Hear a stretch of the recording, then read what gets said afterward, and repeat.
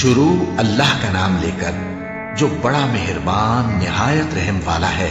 سب تعریف اللہ ہی کو ہے جس نے اپنے محبوب بندے محمد صلی اللہ علیہ وآلہ وسلم پر یہ کتاب نازل کی اور اس میں کسی طرح کی کجی اور پیچیدگی نہ رکھی، بلکہ سیدھی اور سلیس اتاری تاکہ لوگوں کو عذاب سخت سے جو اس کی طرف سے آنے والا ہے ڈرائے، اور مومنوں کو جو نیک عمل کرتے ہیں خوشخبری سنائے کہ ان کے لیے ان کے کاموں کا نیک بدلہ یعنی بہشت ہے جس میں وہ ہمیشہ رہیں گے،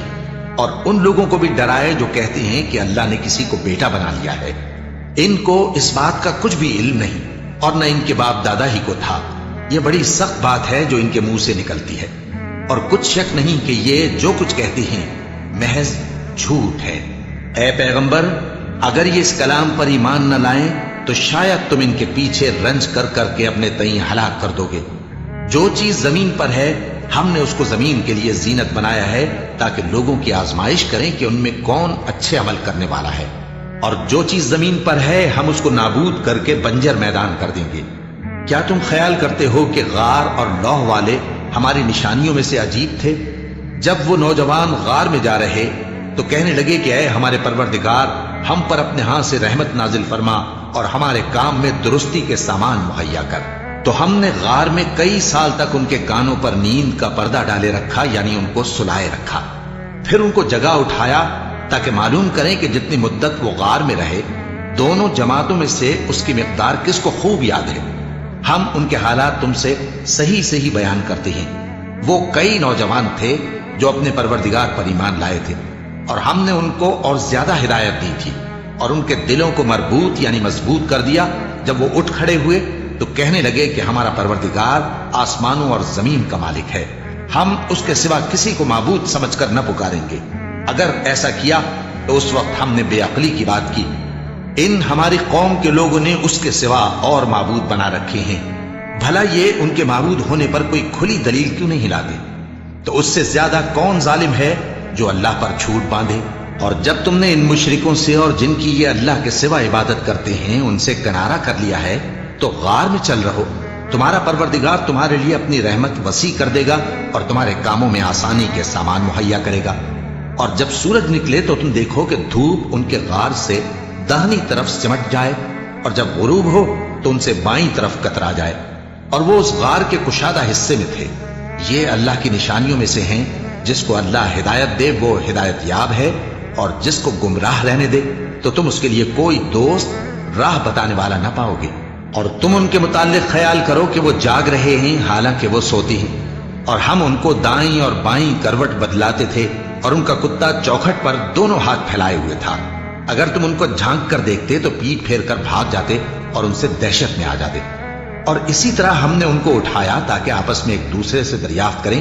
ایک کہنے والے نے کہا کہ تم یہاں کتنی مدت رہے؟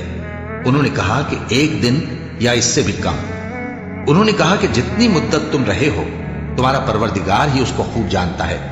تو اپنے میں سے کسی کو یہ روپیہ دے کر شہر بھیجو،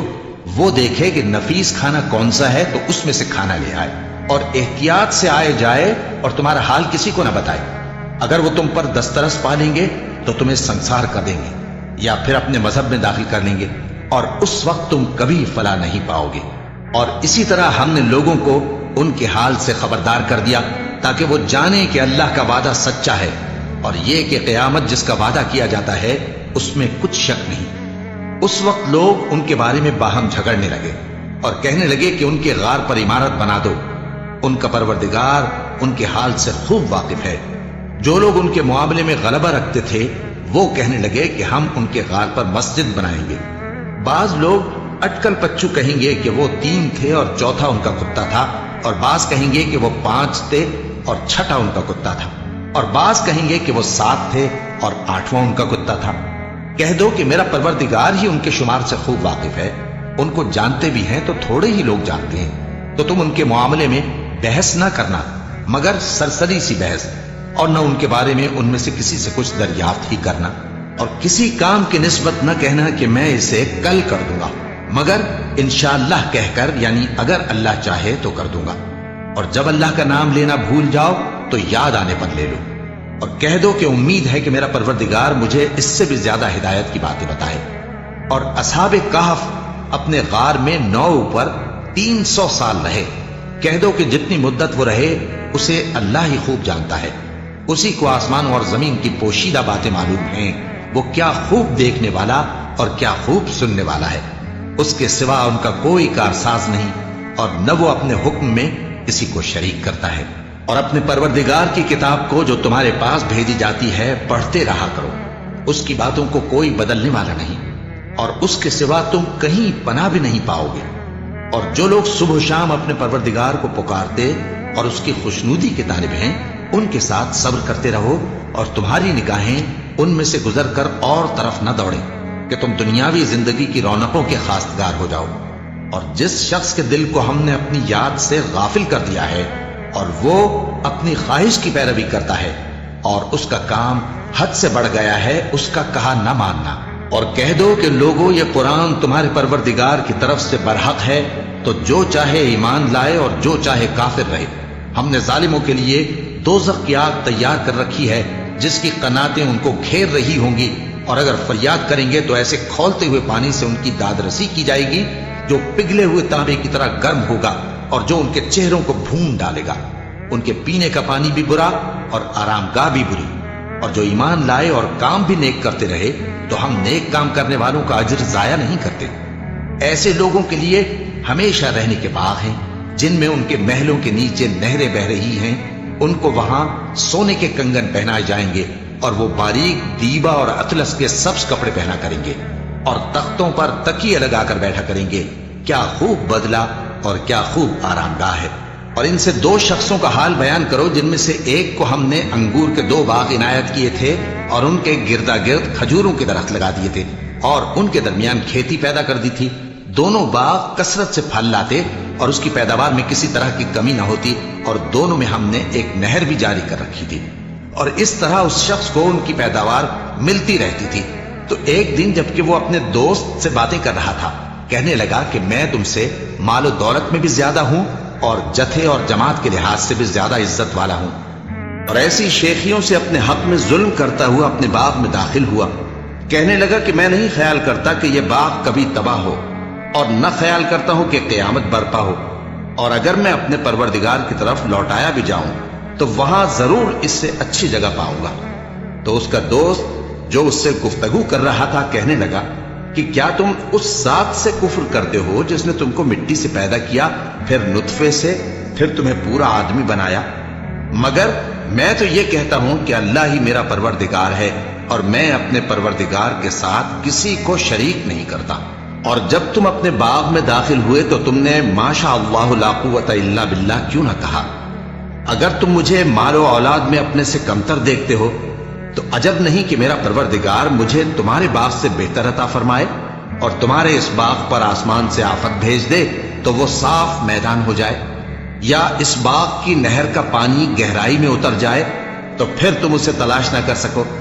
اور اس کے میووں کو عذاب نے آ گھیرا اور وہ اپنی چھتریوں پر گر کر رہ گیا، تو جو مال اس نے اس پر خرچ کیا تھا اس پر حسرت سے ہاتھ ملنے لگا اور کہنے لگا کہ کاش میں اپنے پروردگار کے ساتھ کسی کو شریک نہ بناتا۔ اس وقت اللہ کے سوا کوئی جماعت اس کی مددگار نہ ہوئی اور نہ وہ بدلہ لے سکا۔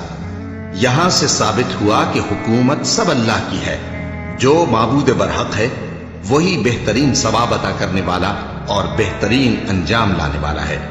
اور ان سے دنیا کی زندگی کی مثال بھی بیان کر دو کہ وہ ایسی ہے جیسے پانی جسے ہم نے آسمان سے برسایا تو اس کے ساتھ زمین کی پیداوار مل کر نکلی،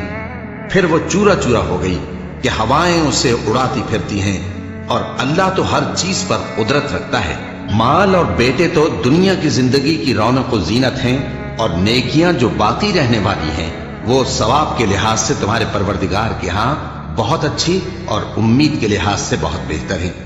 اور جس دن ہم پہاڑوں کو چلائیں گے اور تم زمین کو صاف میدان دیکھو گے اور ان لوگوں کو ہم جمع کر لیں گے تو ان میں سے کسی کو بھی نہیں چھوڑیں گے، اور سب تمہارے پروردگار کے سامنے صف باندھ کر لائے جائیں گے، تو ہم ان سے کہیں گے کہ جس طرح ہم نے تم کو پہلی بار پیدا کیا تھا اسی طرح آج تم ہمارے سامنے آئے، لیکن تم نے تو یہ خیال کر رکھا تھا کہ ہم نے تمہارے لیے قیامت کا کوئی وقت مقرر ہی نہیں کیا،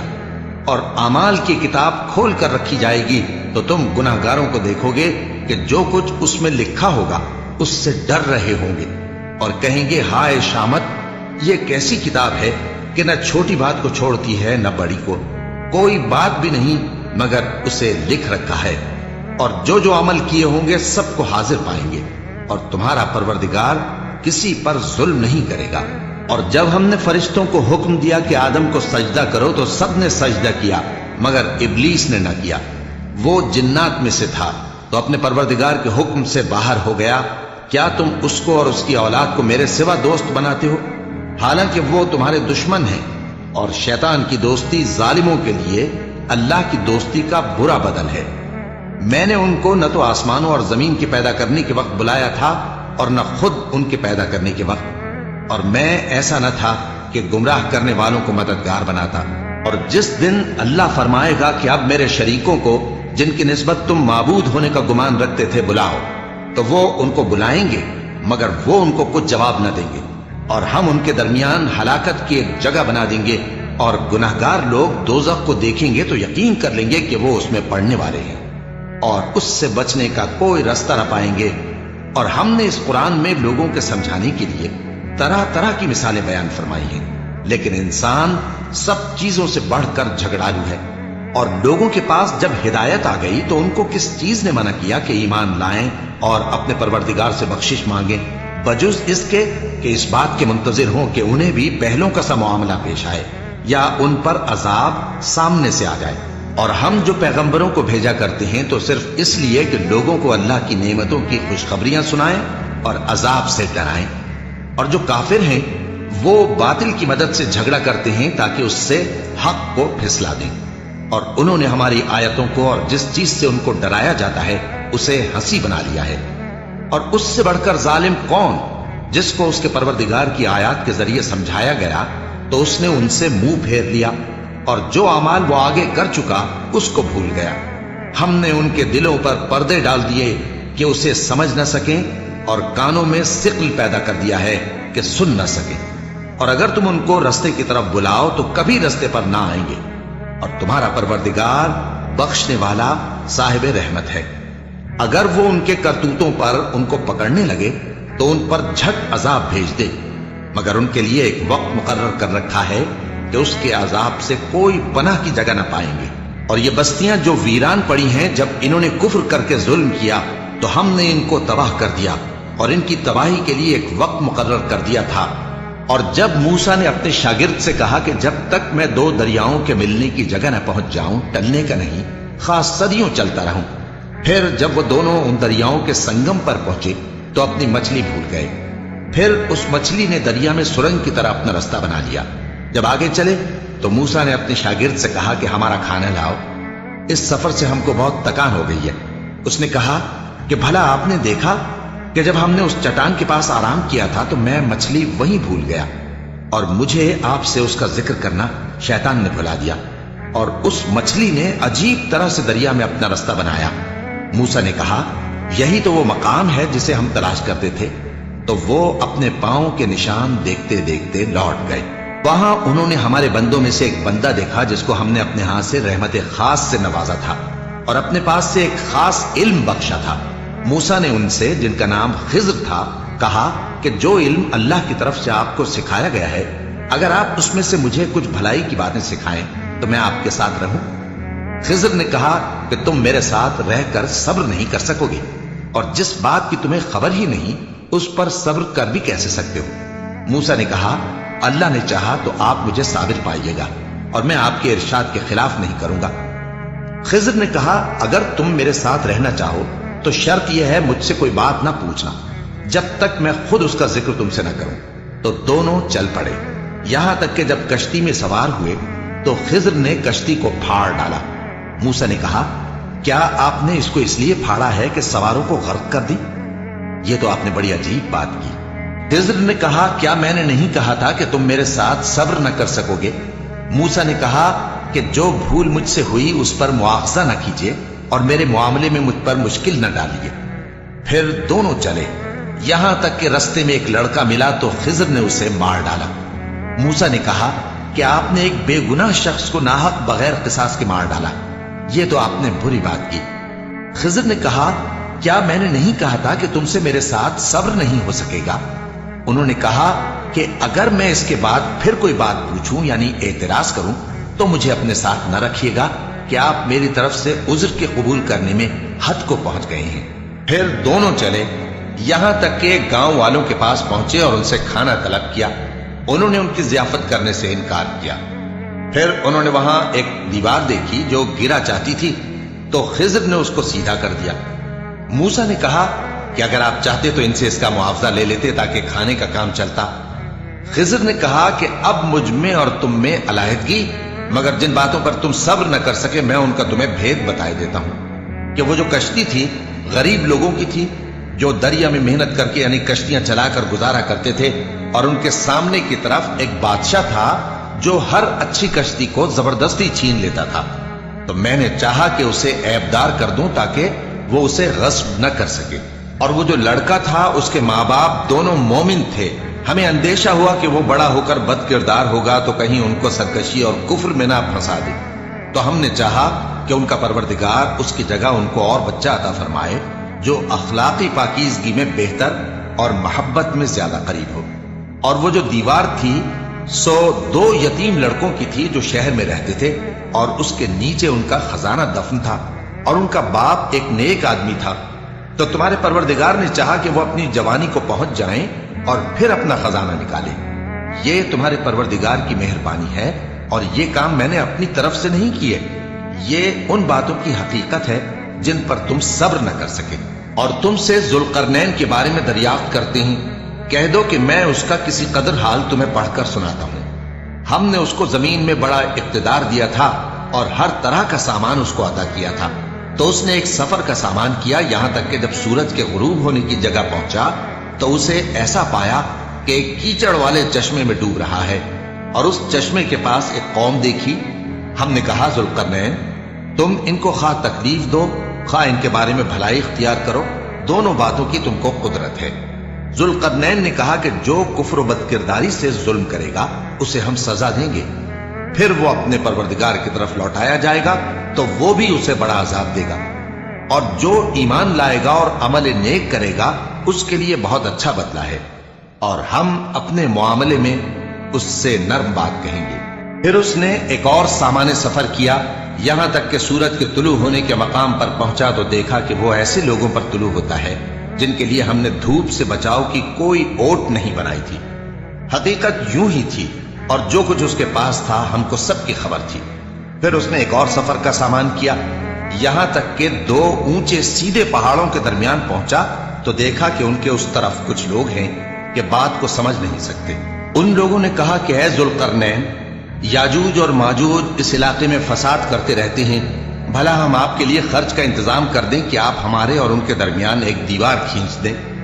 ذوالقرنین نے کہا کہ خرچ کا جو مقدور اللہ نے مجھے بخشا ہے وہ بہت اچھا ہے، تم مجھے قوت بازو سے مدد دو، میں تمہارے اور ان کے درمیان ایک مضبوط رکاوٹ بنا دوں گا۔ تم لوہے کے بڑے بڑے تختے میرے پاس لاؤ۔ چنانچہ کام جاری کر دیا گیا، یہاں تک کہ جب اس نے دونوں پہاڑوں کے درمیان کا حصہ برابر کر دیا اور کہا کہ اب اسے دھوکو، یہاں تک کہ جب اس کو دھونک دھونک کر آگ کر دیا تو کہا کہ اب میرے پاس تانبا لاؤ کہ اس پر پگھلا کر ڈال دوں۔ پھر ان میں یہ قدرت نہ رہی کہ اس پر چڑھ سکیں، اور نہ یہ طاقت رہی کہ اس میں نقب لگا سکیں۔ بولا کہ یہ میرے پروردگار کی مہربانی ہے، پھر جب میرے پروردگار کا وعدہ آ پہنچے گا تو اس کو ڈھا کر ہموار کر دے گا، اور میرے پروردگار کا وعدہ سچا ہے۔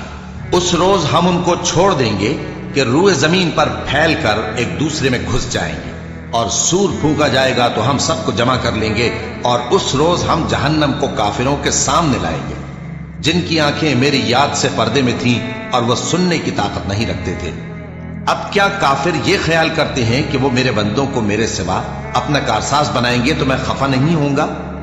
ہم نے ایسے کافروں کے لیے جہنم کی مہمانی تیار کر رکھی ہے۔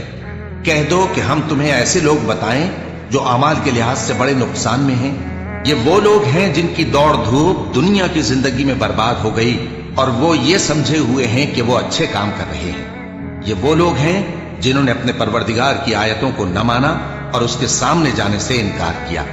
تو ان کے اعمال ضائع ہو گئے، سو ہم قیامت کے دن ان کے لیے کچھ بھی وزن قائم نہیں کریں گے۔ یہ ان کی سزا ہے یعنی جہنم، اس لیے کہ انہوں نے کفر کیا اور ہماری آیتوں اور ہمارے پیغمبروں کی ہنسی اڑائی۔ جو لوگ ایمان لائے اور عمل نیک کیے ان کے لیے بہشت کے باغ بطور مہمانی ہوں گے، ہمیشہ ان میں رہیں گے اور وہاں سے مکان بدلنا نہ چاہیں گے۔ کہہ دو کہ اگر سمندر میرے پروردگار کی باتوں کے لکھنے کے لیے روشنائی ہو تو قبل اس کے کہ میرے پروردگار کی باتیں تمام ہوں سمندر ختم ہو جائے، اگرچہ ہم ویسا ہی اور اس کی مدد کو لائیں۔ کہہ دو کہ میں تمہاری طرح کا ایک بشر ہوں، البتہ میری طرف وہی آتی ہے کہ تمہارا معبود وہی ایک معبود ہے، تو جو شخص اپنے پروردگار سے ملنے کی امید رکھے چاہیے کہ عمل نیک کرے اور اپنے پروردگار کی عبادت میں کسی کو شریک نہ بنائے۔